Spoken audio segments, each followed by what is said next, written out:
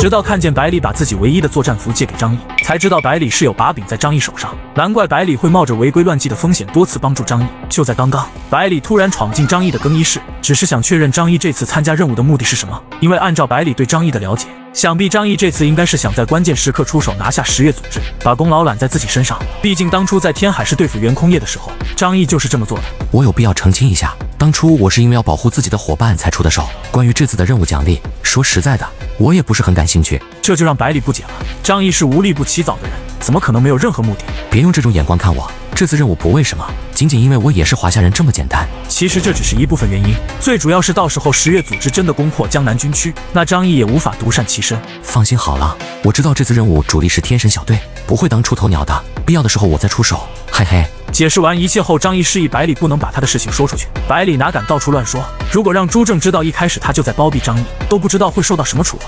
所以他也算是有把柄在张毅手上，这才会尽量满足和帮助张毅。走吧，也差不多到时间了，我得带你去坐飞机。什么？